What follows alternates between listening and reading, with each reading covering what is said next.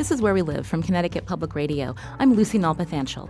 Expanding the sales tax and bringing back tolls, not to mention supporting school regionalization. None of these are proposals that will help Governor Ned Lamont win a popularity contest. But Lamont also says he's open to other ideas to get to a balanced budget. So here's your chance to chime in with ways you think the governor and the Connecticut General Assembly could do just that. Governor Lamont joins us where we live for the hour. You can too. Here's the number, 860-275-7266. You can always tweet us at Where We Live. We're also on Facebook Live today. Thank you for watching, and you can add your comment or question right below that live video stream. We had planned to also talk with the new Transportation Commissioner, Joseph Giletti, and then winter happened, and he's not here with us, but we're happy to see Governor Lamont back in our studios. Welcome back to the show. Hi, Lucy. Great to be back. So did you snowshoe in? I had a short drive on a well-plowed road. Joe Giletti, our new head of transportation, and the guys at the emergency operations team were going round the clock. I think they did a pretty good job. And so this is I think the first weather event where you have had to shift when state workers are coming into the Capitol. Tell us what the plan is, as state workers may be hearing you right now on radio. So we got on last night at 9 o'clock with all the folks in the Emergency Operations Center and a few folks from our staff. And we got their recommendations, where the snow is going to fall, where it might be most heavy, and what would be the safety prerogatives on the streets. And that's when we decided that state workers could show up 2 hours later, which would ease the commute for other people and make it easier for us to plow the roads. And so you're happy with the response that you're seeing this morning? Well, maybe I'll hear from your listeners.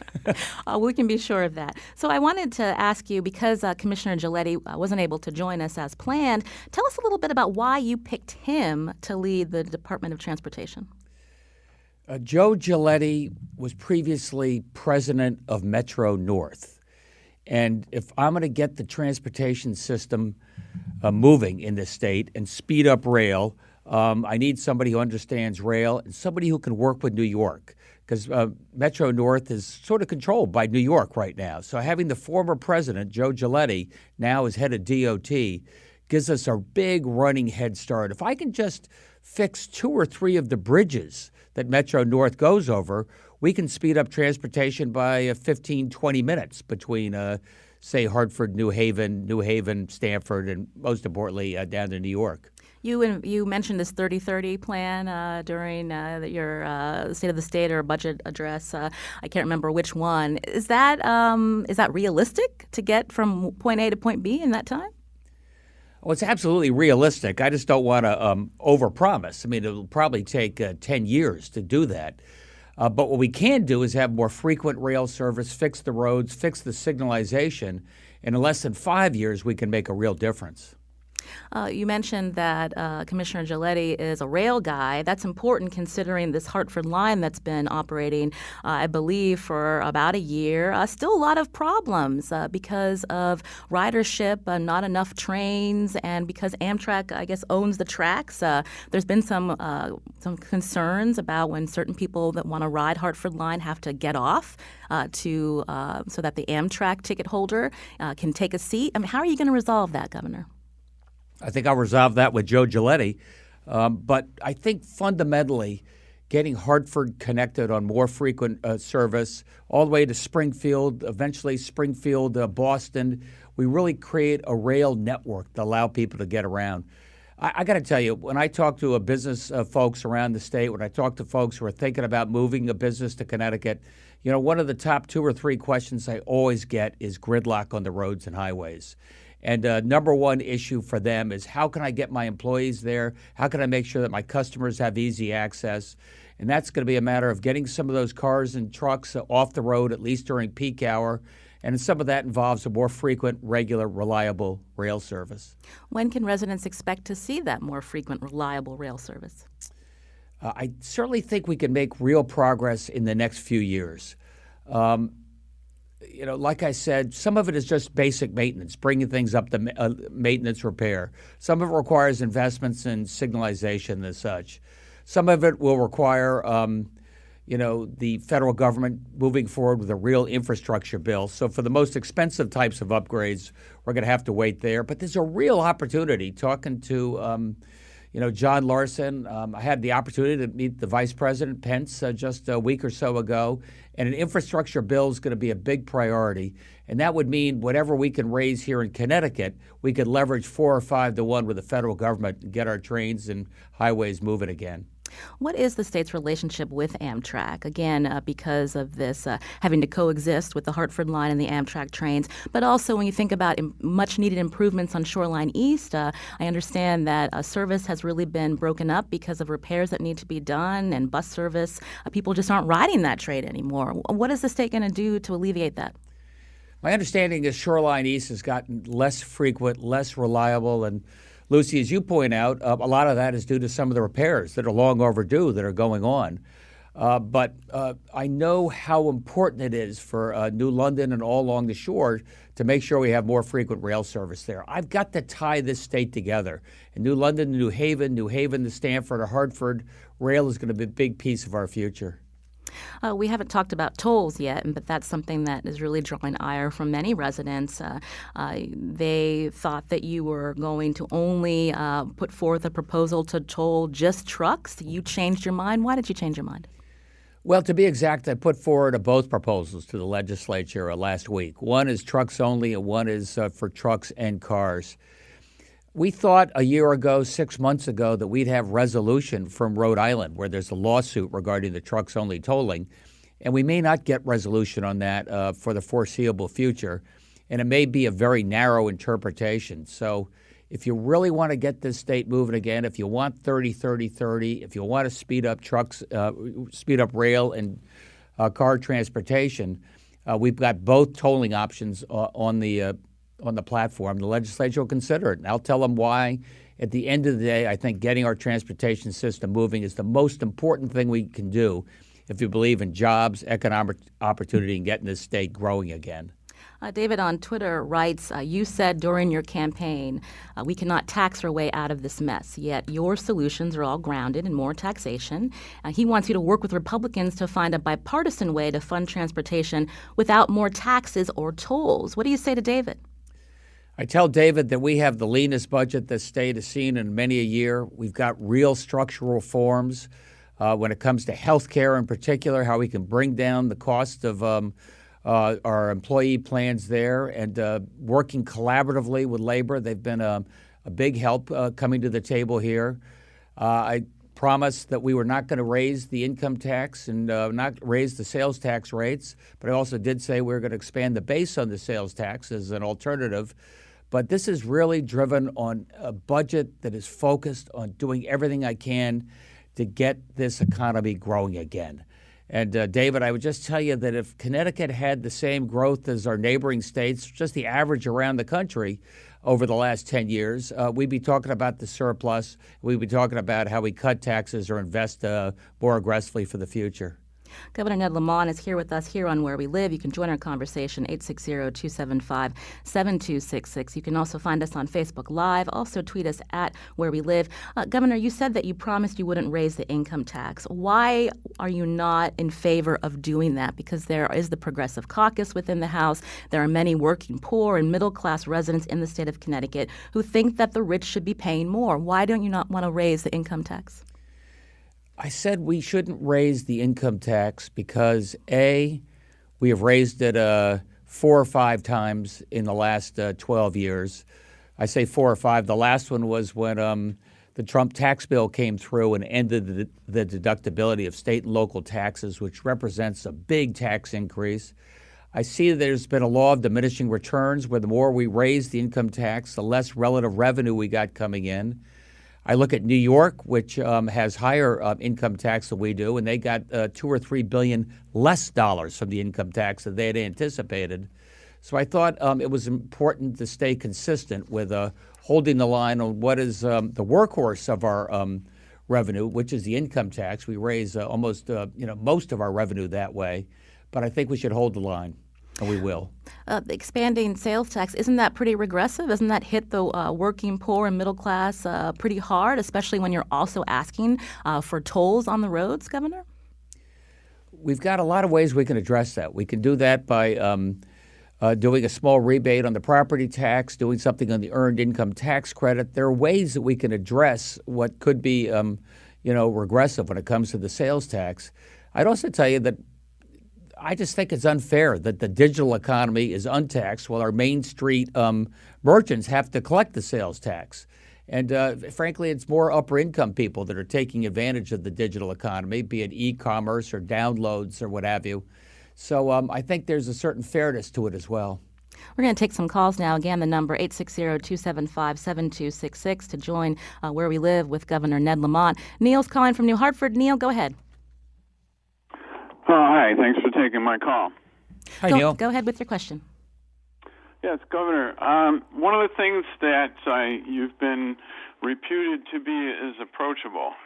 And I'd like to find out if I can bring to you an alternative plan that would not involve using taxes on our highways. I'm going to meet with one of my state senator tomorrow. I've already met with my state rep to discuss that, and we'd like to bring it to you and see what you think of these ideas. It's progressive, it's not regressive, and as a Democrat, and I'm a longtime Democrat, I think traditional democratic values are not to hurt low and middle income people with regressive taxation.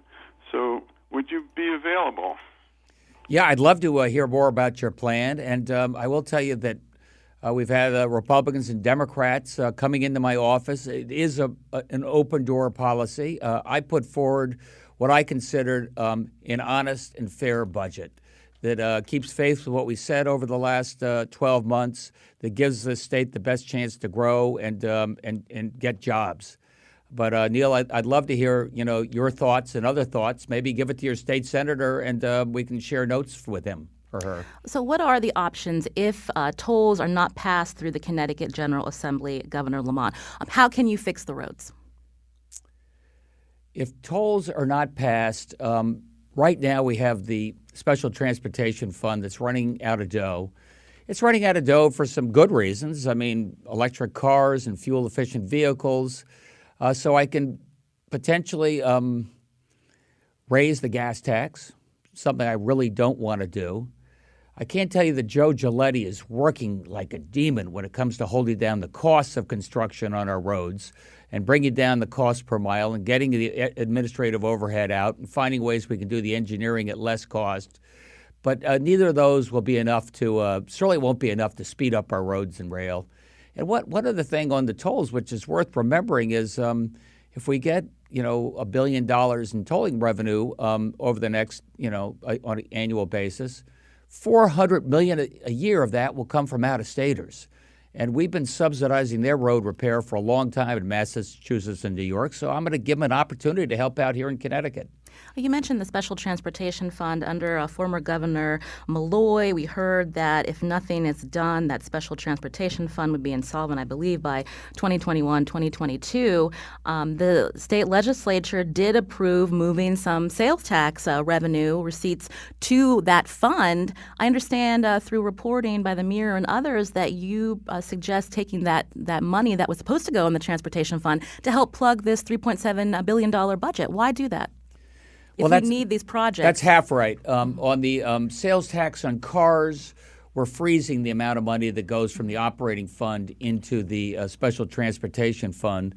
But if the legislature signs on it, we expand the base of the sales tax like we've projected, that would be more revenue from that sales tax going into the Special Transportation Fund. But your fundamental question is, we keep borrowing from Peter to pay Paul. I mean, borrowing from the bankrupt operating fund to put money into the insolvent transportation fund. I'm going to make a transportation fund that is solvent for the long term, that has its own independent source of revenues coming in, that allows us to grow this economy and allows me to take advantage of the federal government when there are infrastructure bills in place. I'd like to say you're going to see a transportation system you will not recognize in the next 10 years in this state. You've alluded to your debt diet, not wanting to borrow to pay for projects. How does that impact near-term transportation projects? Obviously, Transportation Commissioner Gilletti is not here to answer this question, but I'm just curious, if tolls were to be passed, that's several years down the line where we'd see the hundreds of millions of dollars towards transportation. You don't want to be borrowing to pay for projects. So what transportation projects are going to be sidelined in the meantime, Governor? Well, our debt diet is on the GO bonds. That's on the operating side of the budget. And we borrowed ourselves crazy over the last 8-10 years. And bonding went up by something like 60%. And that means our fixed costs are going through the roof, and that impacts our operating budget. So I don't really like the suggestions that let's move our transportation obligations over to the operating budget as well, which would freeze out schools and other important work we're doing. And yeah, everybody cheered the fact that we have to go on a debt diet. We will go on a debt diet, but you can't say in the same breath, and let's borrow more on transportation out of those same bonds. It doesn't make sense. You can join our conversation, 860-275-7266. Lydia is calling from Ansonia. Lydia, go ahead. Hi, good morning. Hi, Lydia. Good morning. I'm a teacher I'm a teacher in a school district where we hardly have any money. Right. And I also voted for you. I also supported you. I went door to door handing out flyers. So I'm a real big supporter of you, and I hope that you take care of our needs. There's 2 comments and a question. I don't want tolls in Connecticut. And my question is, a long time ago when they started the lottery, the proceeds were supposed to go to education. I want to know what happened with that situation, and how can the rich be taxed, the small upper percent of people who are making millions of dollars? All right, 3 great questions, Lydia. Thank you, and I really appreciate your support. We're not going to let you down. And I am committed to education. We're holding education harmless overall in our budget, which is pretty good in a tight fiscal times like this. And another time, I'll tell you what we've done to keep the teachers' pension fund solvent. That is so important for you and the next generation of teachers. We can talk about that later if you want. One thing we are doing is using some of the rainy day fund to allow us to refinance the teachers' pension fund so it's there for the long term. And we haven't ruled out the possibility of using the lottery, at least the lottery revenues, to help bolster the pension funds as well. That's something that we've considered.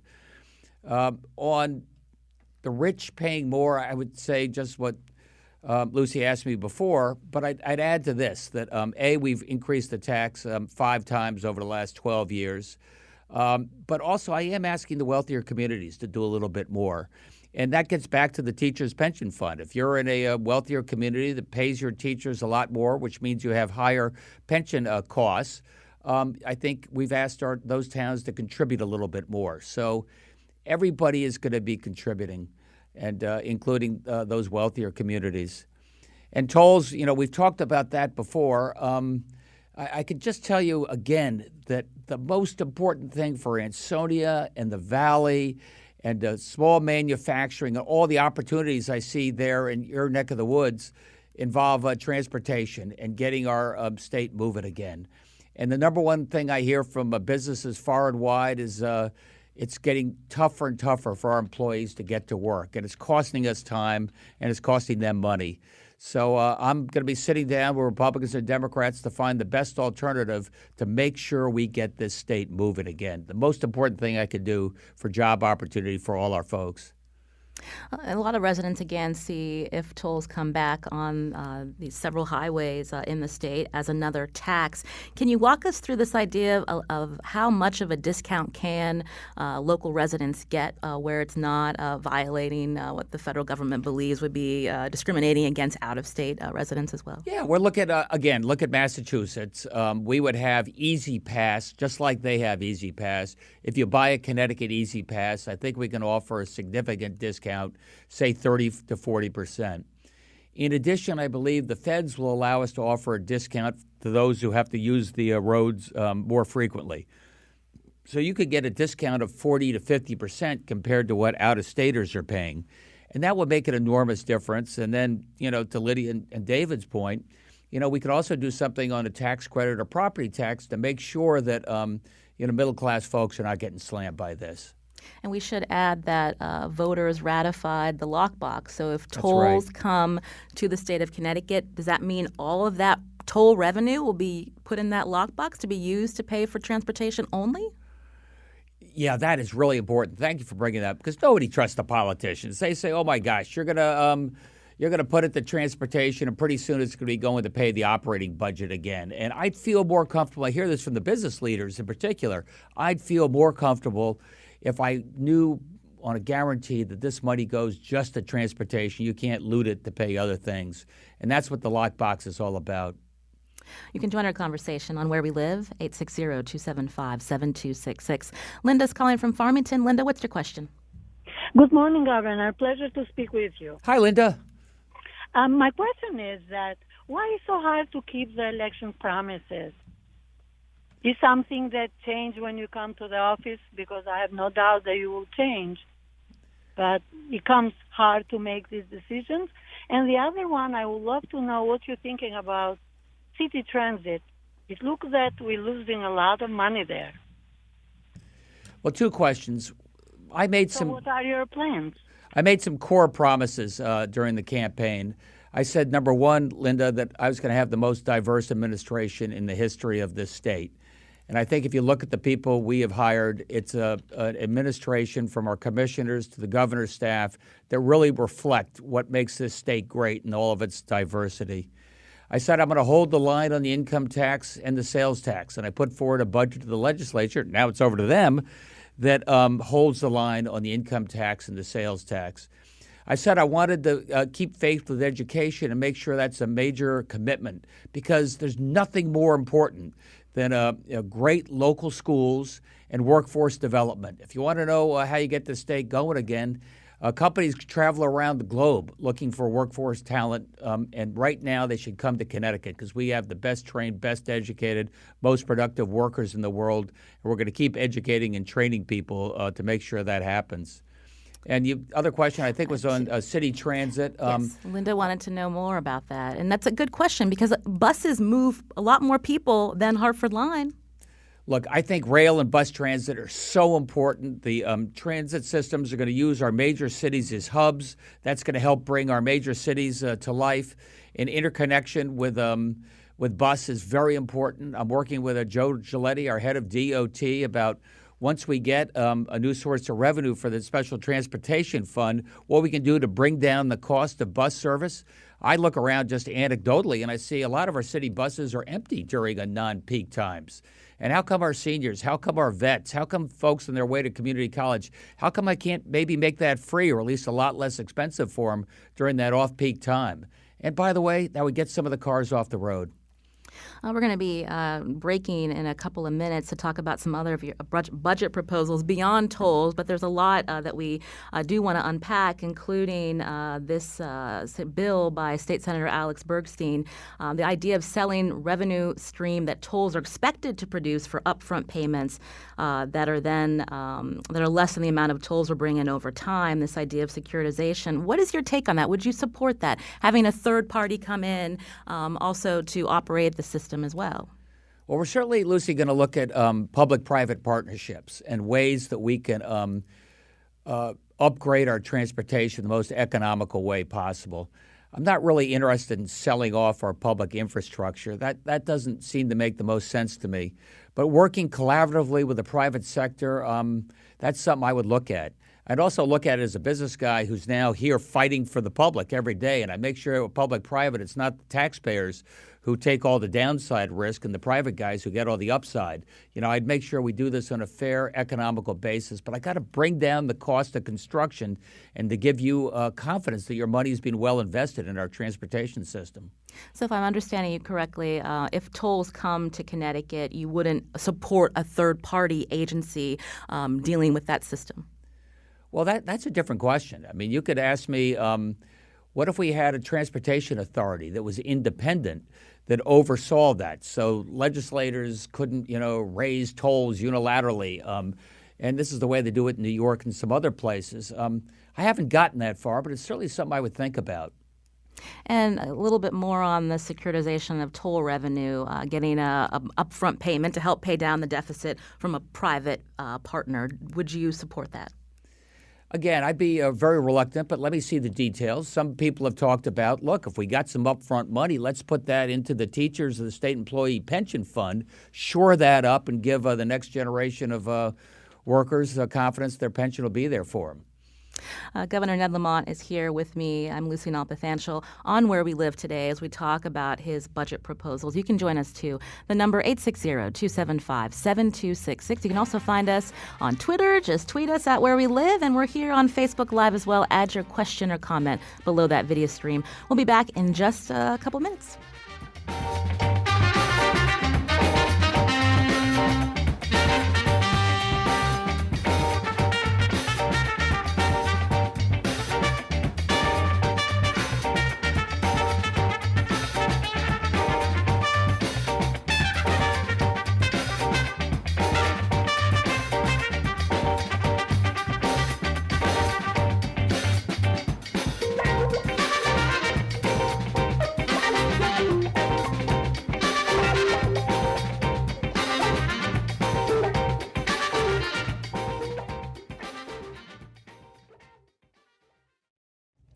This is Where We Live. I'm Lucy Nalpathanchel. In studio with us today, Governor Ned Lamont. We're breaking down his budget proposals. We spent a lot of time on transportation. There's a lot more to get to. You can join us too, 860-275-7266. I wanted to talk a little bit more about all of the expansions for the sales tax. One being also taxing certain things like soda, like plastic bags. Tell us your rationale, your thinking behind that, Governor. My rationale, Lucy, in the old days, say a generation ago, the sales tax was the workhorse. We raised all of our revenue that way, and the sales tax applied to, say, 2/3, 3/4 of our economy. Today, the sales tax applies to much less than half of our economy, and it's the slowest growing half. It's the Sears Roebuck economy, over-the-counter sales.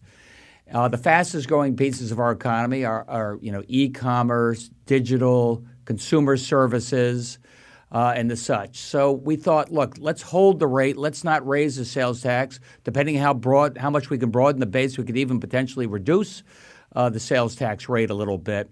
But my thinking was it would be a more reliable, predictable revenue stream if we just didn't raise taxes on a narrower piece of the economy, but expanded the base.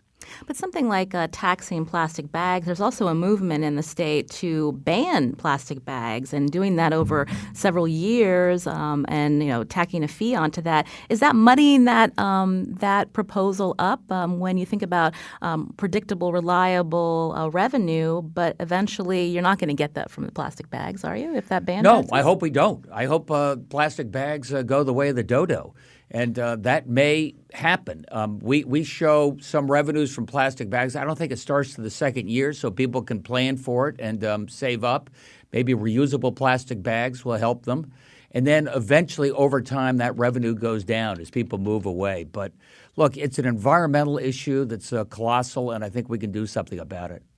What feedback are you getting from the General Assembly? Because they're hearing from their constituents who don't want to see having to pay tax when they're, getting legal services or paying their accountant. Again, people on fixed income where every little bit matters, Governor. Well, I'm hearing quite a bit from the legislature, that's for sure. But I've asked them just to be constructive. Don't just say, I'm against this, I'm against that. Cut another $1 billion in spending, cut this tax. Look, come forward with numbers that add up. We haven't had a budget in this state that really added up in an honest way. I was shocked as a business person looking at this budget. It's close to insolvent. As a business person, you saw how this is and the number of fixed costs and the unfunded liabilities that are out there. So I am going to hold the legislature accountable. It's fine if you want to criticize from the sidelines, but then come forward with constructive, real alternatives. And believe me, the door is open. I'm ready to listen. A lot of expansions with the sales tax. Can I ask you, if you were to get those expansions this legislative session, does that mean next year you wouldn't propose raising the sales tax rate? What I've done is put in place a budget that lasts for at least the next 4 years, which is about 3.5 years longer than the last budgets have lasted for. We're always coming back in the middle of the year and, oh my gosh, we overestimated this. The most important thing I hear from business and labor and from superintendents of schools and mayors is give us a little bit of consistency, Ned. I don't expect you to overpromise. We had a campaign where I was running against somebody who's going to eliminate all these taxes, eliminate the income tax. And that scared folks in this sense. They don't want a lot of turbulence. They want a consistent policy so they can count on it, and they know what their budget's going to look like year in and year out. But there's also fatigue from residents who are listening right now when they hear that you're trying to obviously plug the deficit over the next 3-4 years, but you can't say that the sales tax isn't going to go up after that if you're reelected. Well, I like to make promises I can keep. I can't tell you whether somebody declares war on Iran and the markets go to hell in a handbasket, income tax revenues collapse, and I've got to somehow come up with a balanced budget. What I can tell you is under our current budget, with the set of estimates we've got right now, with a really strong rainy day fund, I'm ready to handle that contingency. A strong rainy day fund, some would say that you should take some of that money and plug the deficit. That's been done before. Why not now? That's lousy. That's lousy business. I'll tell you why. You don't use the rainy day fund to plug operating expenses. What you use the rainy day fund is if, in the case, like I said before, there's an economic downturn and our estimates for revenues fall off, you usually end up cutting services for the most vulnerable people at the last moment. I do not want that to happen. And that's why I want to keep the rainy day fund there for a rainy day. That's what it's about. We did use some of it, though, to shore up the teachers' pension fund, as I said before, but that's not to fix an operating hole. That's a one-time deal to make sure we can fix the teachers' pension fund. You can join our conversation on Where We Live, 860-275-7266. David's calling from Groton. David, go ahead. Hi, David. David, go ahead with your question. Oh, hey, how's it going? Sorry. I know you ran on a platform for legalizing marijuana in Connecticut.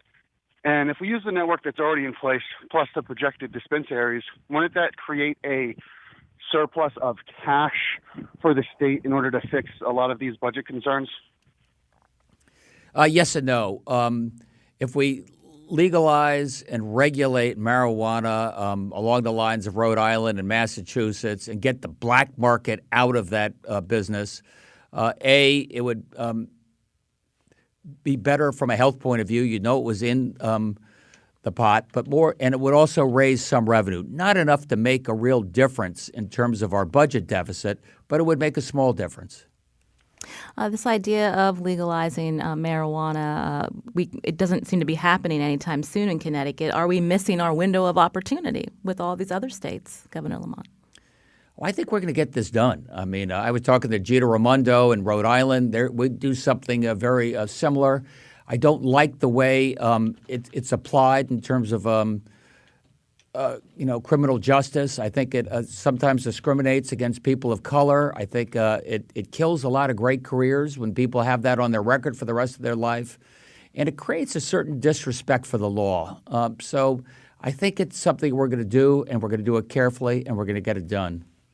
What do you say to some residents, we even hear from medical professionals, law enforcement, that they're really worried about legalization of marijuana and the message it sends to young people? First of all, it's 21 years of age. Secondly, the black market is rampant. People are getting it right now. That's terrible. That creates a disrespect for the law. Or you drive right across the border to Massachusetts or right down to New Jersey. So I'm afraid that train has left the station, and I'm going to do what we do in a way that makes sure that we're protected and regulated. Jim's calling from Southington. Jim, you're on Where We Live. What's your question? Hi, Ned. Jim from Southington. Hey, Jim. Hi, how are you? My question is, we're talking about new taxes and getting more revenue in, but what are we doing to curb pensions for state workers and teachers? I work for the federal government, and my pension is drastically different than what state workers and teachers get.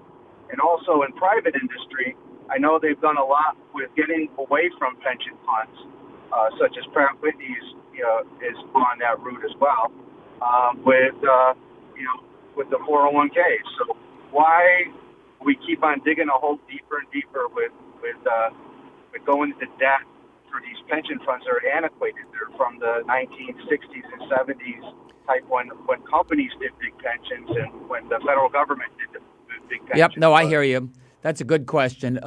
First of all, I got to tell you that state employees have had their salaries frozen, on and off over the last, 6 or 7 years. They would say they've given up quite a bit. I would tell you that we are making significant reforms in a state employee health care plan that will not disadvantage state employees, but potentially save the state well over $100 million in the next budget. I think that's an important thing to consider. Thirdly, we are stretching out the payments on the pension funds so we don't face this cliff, which we could right now. And as you know, I also mentioned in my budget address that I think we have to look at COLA, which is the cost of living increases, if we're ever going to bring down the unfunded liability over a period of time. So there's a lot on the table. Some of the newer employees already have a combined 401k and defined benefit, hybrid plan they call it. So we're working constructively with our friends in labor to make sure that we have a system that's sustainable for the near term and the long term. Governor, again, your budget calling to restructure the state's pension debt payments.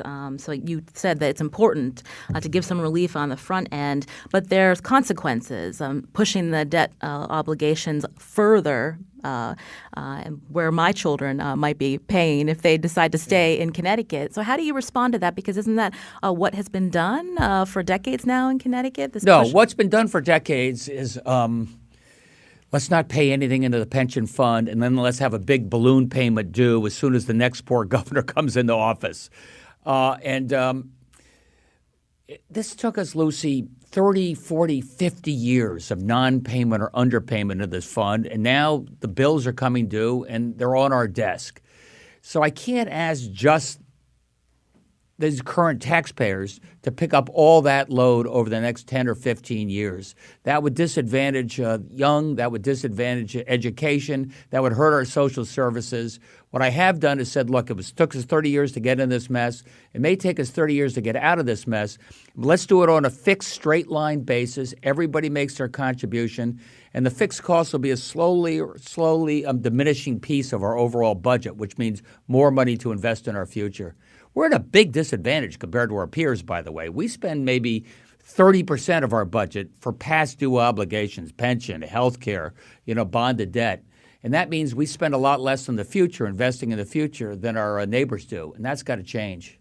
Connecticut is certainly in a big mess, and you and others are trying to deal with these debt obligations. But again, there's fatigue from residents who don't see any kind of relief in sight. Why should they stick with Connecticut? We hear people who say they don't want to live here anymore. Oh, yeah, you got to stay in Connecticut. This is a place where you want to be. And we've got amazing employers. They're hiring. We got tens of thousands of jobs we can't fill right now. You've got a governor and a legislature working together to make sure we fix this budget, not just for the near term, but for the long term. We have a transportation strategy that will get this state moving again. So your kids, maybe they're in New York or Boston, but all of a sudden they find they can be in Hartford or New Haven or New London and get around a lot easier and faster. We're going to be one of the first states in the country, or certainly in New England, that has a 5G service. We're working on that. So you can do anything you want in Hartford that you can do in Brooklyn, New York. It makes it easier for young people to grow and expand here. We're a fair amount less expensive than New York and Boston. Some of our peers are as well. That's not just in terms of taxes, but also housing. And we're going to keep faith with young people, invest in education. So this is a place where you want to have a family. Nick's calling from Ellington. Nick, go ahead. Hi, how you doing today? Hey, Good. Nick. What's your question? I'm a veteran small business owner, and I spent most of my life voting Democrat, and unfortunately, because a lot of the socialist type rhetoric and et cetera that's on the mainstream, I had to rethink my positions. And here in Connecticut, it's been kind of the same rhetoric that we've been hearing on the grand stage. It's kind of trickled down, and our local politicians seem more focused on bashing anything Trump than dealing with anything Connecticut. And I don't see, I talk to a lot of small business owners. I don't see a future here for me or anymore coming up with your budget proposal. And when you say, the paid leave and the $15 minimum wage, I have brought this to my state rep, and he can't seem to come up with an answer. But can I give you a scenario here? Quickly, Nick. We're running out of time, so do it very quickly. All right, I will try. Small business owner, you don't make $500,000 a year. You got 20 guys working for you. You have to pay them each $5 more per hour. Then you pay 30% on top of that payroll for FICA, Social Security, unemployment compensation, general liability, et cetera, et cetera. Now your payroll goes up $5,200 per week. You times that by 52 weeks, you're up over $270,000 per year. I can't afford $270,000 per year more because we want our politicians to buy votes in the inner cities. So, Nick, I think Nick's question, too, he wants to understand how we can, the government, mandate this minimum wage going up that won't impact his bottom line, Governor Lamont. All right. Thanks for the question, Nick, and thanks for your service as a vet. Look, I'm the first business guy that's led this state in a generation. I come out of small business. I know exactly what it is at the end of the month to make sure you have enough to pay your bills and maybe something left over. So I understand exactly the frustration you feel. And I'm doing everything I can and reduce some of the nuisance taxes, including the business entity tax, which is paid disproportionately by small business. Going forward, I do think we should slowly and methodically raise the minimum wage. I think I want work to pay. I understand that more and more folks are single parents or double income parents, and having somebody being able to take care of a sick child. These are all important ways to make sure our workplace accommodates the worker of the 21st century.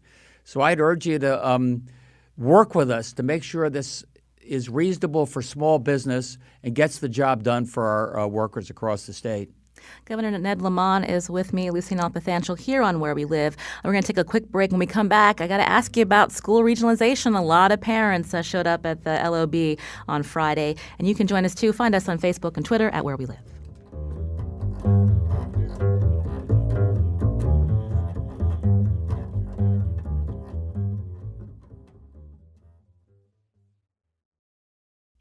This is Where We Live. I'm Lucy Nalpathanchel. In studio with us this hour, Governor Ned Lamont. You can join us too. Find us on Facebook and Twitter at Where We Live. Let's talk through regionalization, because I was saying last week that as long as I've lived in Connecticut, about 12 years, this comes up time and time again. Now there are several bills, including you're also proposing certain school districts regionalizing. Tell us what you've proposed and how are you going to get the legislature to agree? So, Lucy, there was a question about promises made. I said during the campaign that I will do nothing to compromise the feisty independence of our 169 towns. And I know how important local control of your schools are, and that will not change. I also said during the campaign, I'm not going to subsidize inefficiency. And when it comes to back office, when it comes to IT, when it comes to purchasing, there are ways that our schools can save a heck of a lot of money. So what my bill does, the governor's bill, it says, look, I'm going to continue to incent ways that we can bring down the cost of education, make sure more of that overhead is not spent on overhead, but is money that goes into the classroom. But I think a parent should know I'm not doing anything to compromise the independence of your local schools. But isn't one of the proposals that certain districts, smaller districts, if they don't find a way to collaborate on, say, who the superintendent is, they're going to get less money from the state? One of the proposals we have is, we're going to give you incentives.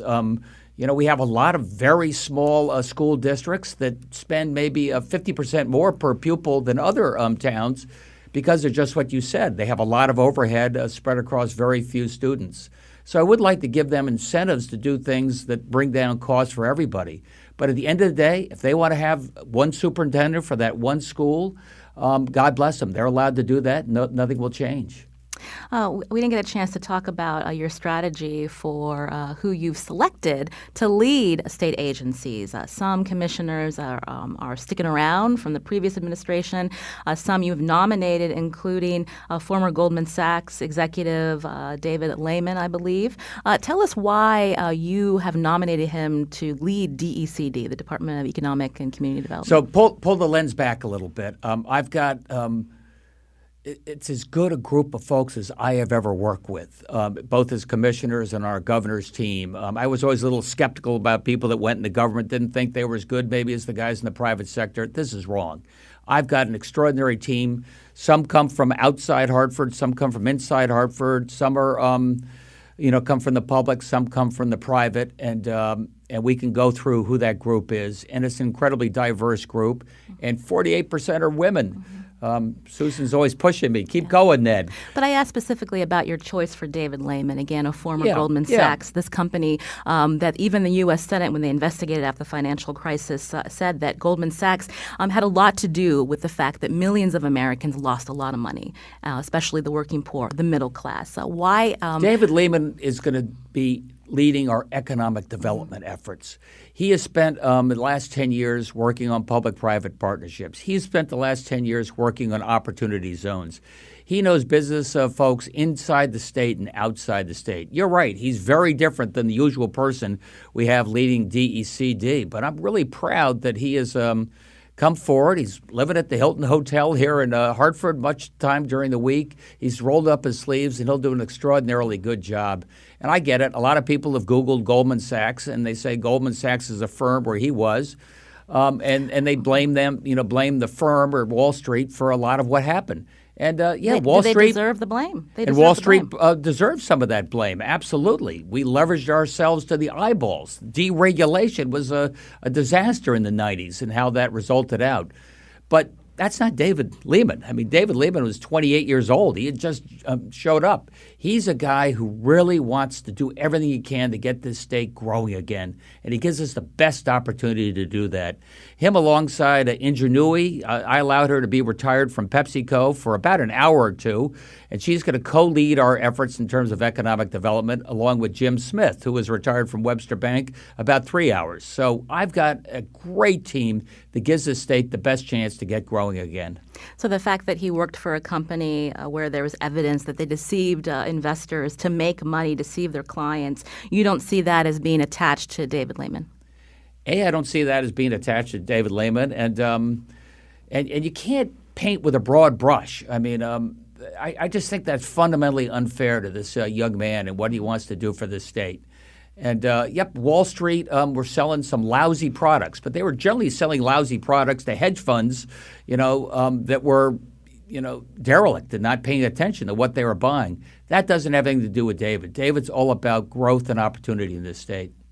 We just have a couple of minutes left. Again, Governor Ned Lamont was with us here on Where We Live. I want to take a quick call. Anna from Middlebury. Anna, we have just under a minute. Tell us what your question is for the governor.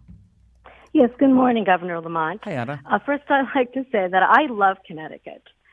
Anyway, I was raised on Long Island, but I love it here. I'm also a Waterbury public school teacher, and I have a couple of comments. One, we do have, on average, a fantastic public education system here in Connecticut, and our young people are well educated. The thing is, like you said, they do tend to go to New York City and Boston, where the standard of living is much more expensive. So what to do? I have a daughter who grew up here in Middlebury, and she now lives in Waltham, Massachusetts, and she loves New Haven, and she would love to come back. So that's one thing. Also, there's a lot more going towards walkable urbanism, which I think is why a lot of young people tend to choose Boston and New York. The other thing is one of the callers talked about 401ks and the teacher's pension, and I do have an issue with that because the 401ks were created to supplement pension plans, not replace them. And you can see as the Anna, we're out of time. I'm Just sorry. Quickly, what is your one question to Lamont? Question is, what can the state do to ensure that people do stay here and our young people do come back? Perfect, And live in- Governor Lamont. I'm with you, Anna. I'm sorry. And by the way, I grew up in Long Island and love Connecticut, so we've got that in common. And Waterbury is really on the rise. So we're out of time, cities, unfortunately. Bring back our cities. Make sure they're places where young people want to be, not just jobs and opportunity, but fun and lively cultural centers. Thank you, Governor Lamont, for coming on Where We Live. I'm Lucy Nalpathanchel. Thanks for listening.